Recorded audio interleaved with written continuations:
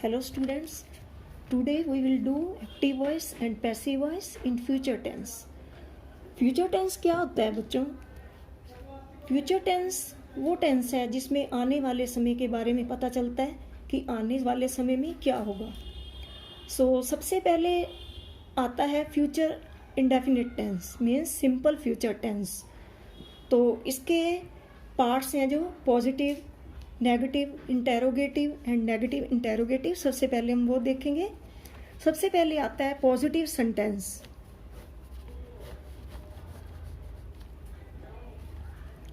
Positive sentence of future simple future tense. Future tense के helping verbs होते हैं बच्चों विल एंड शैल.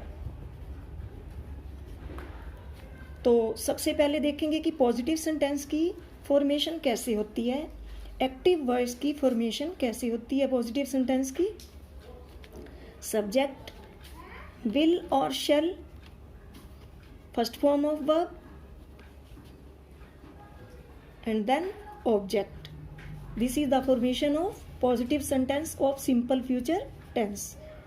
ये सिंपल फ्यूचर टेंस के पॉजिटिव सेंटेंस की फॉर्मेशन है. Example,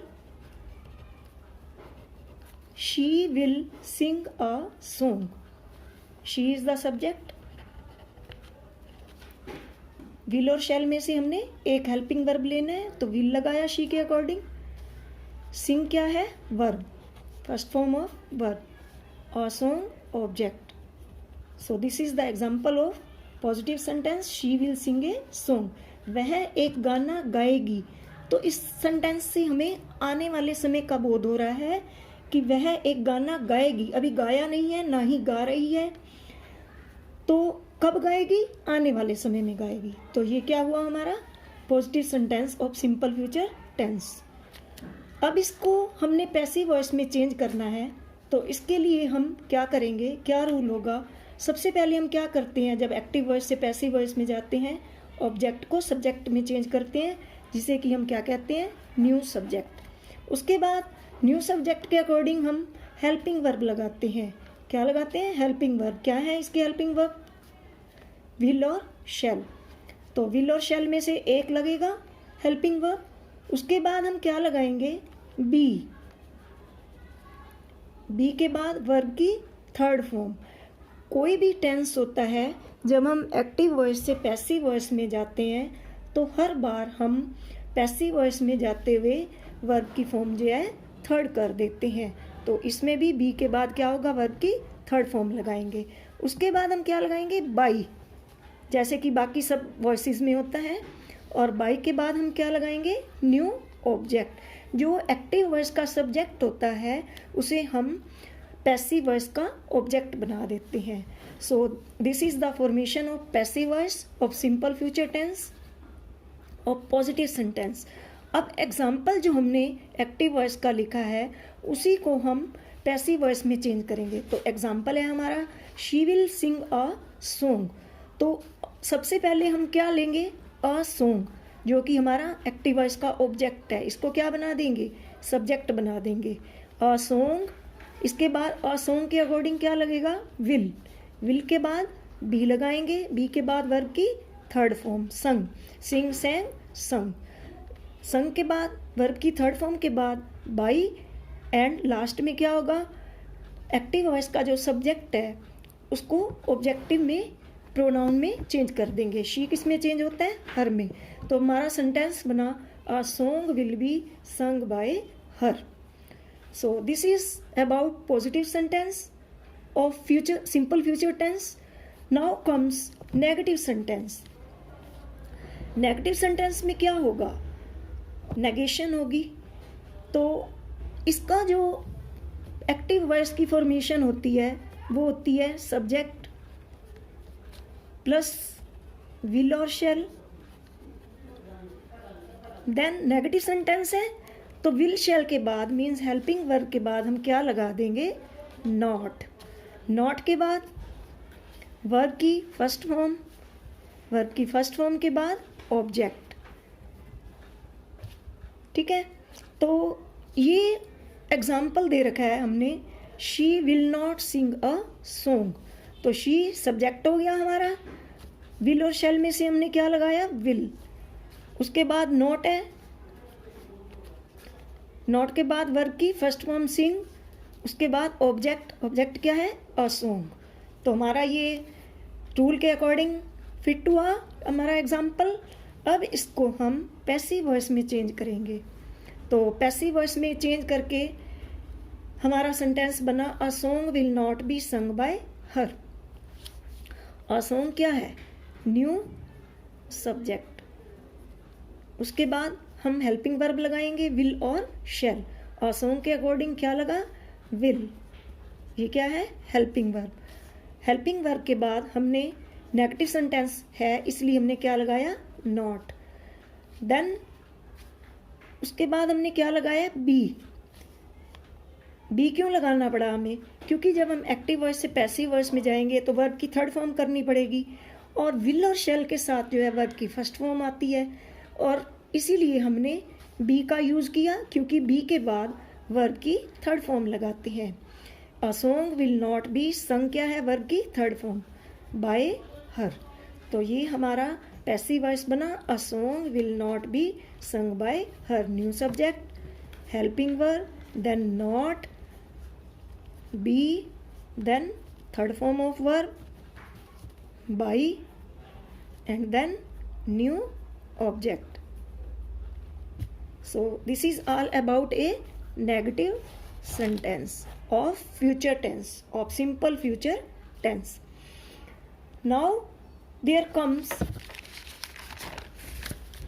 interrogative sentence. Interrogative sentence के नाम से ही जैसे कि आपको पता चल रहा है, interrogative sentence. Interrogative sentence means प्रश्नवाचक वाक्य। सो इसकी फॉर्मेशन होगी एक्टिव वॉइस की। सबसे पहले कोई भी इंटेरोगेटिव सेंटेंस होता है उसे हम हेल्पिंग वर्ब से स्टार्ट करते हैं। सबसे पहले क्या आएगा, हेल्पिंग वर्ब। हेल्पिंग वर्ब के बाद क्या आएगा, सब्जेक्ट। सब्जेक्ट के बाद फर्स्ट फॉर्म ऑफ वर्ब, उसके बाद ऑब्जेक्ट, और लास्ट में क्वेश्चन मार्क। क्यों लगाया क्वेश्चन मार्क, क्योंकि सेंटेंस हमारा इंटेरोगेटिव है, प्रश्नवाचक वाक्य है। तो इसका एग्जाम्पल जो है वो ये हुआ, will she Singh a song. Will हमने पहले क्यों लगाया है, हेल्पिंग वर्ब पहले लगाया है ताकि ये इंटेरोगेटिव सेंटेंस बन जाए। Will she Singh a song. तो अब हम इसके पैसिव वॉइस में जाएंगे, पैसिव वॉइस बनाएंगे इसका। तो पैसिव वॉइस का रूल क्या होगा, पहले रूल देखेंगे। सबसे पहले आएगा हेल्पिंग वर्ब, क्योंकि सेंटेंस क्या है, इंटेरोगेटिव है, तो इसलिए सबसे पहले हमारा क्या आया, हेल्पिंग वर्ब। वो किसके अकॉर्डिंग आएगा, जो एक्टिव वॉइस का ऑब्जेक्ट है अ सॉन्ग, उसके अकॉर्डिंग हम हेल्पिंग वर्ब लगाएंगे विल और शैल में से। और हेल्पिंग वर्ब के बाद नया सब्जेक्ट आ जाएगा। नया सब्जेक्ट किसको कहेंगे, न्यू सब्जेक्ट किसको कहेंगे,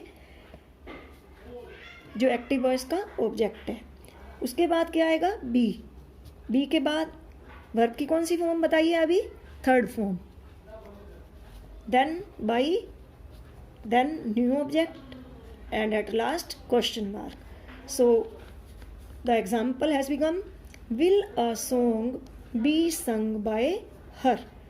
will a song be sung by her.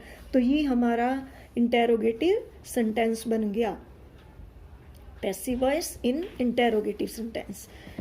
After interrogative sentence there comes negative interrogative sentence. Means sentence में नेगेशन भी है और इंटेरोगेशन भी है। सेंटेंस नेगेटिव भी हो और इंटेरोगेटिव भी हो, नहीं वाला भी हो और प्रश्नवाचक भी हो। सो the formation of active voice of negative interrogative sentence is like this: helping verb, then subject, not, first form of verb, then object plus question mark. So the example is, will she not sing a song? Will she not sing a song? Now we will do its passive voice. So सबसे पहले हम ये देखेंगे कि passive voice बनाते हुए इसका rule क्या बनेगा। सबसे पहले क्या आएगा, हेल्पिंग वर्ब।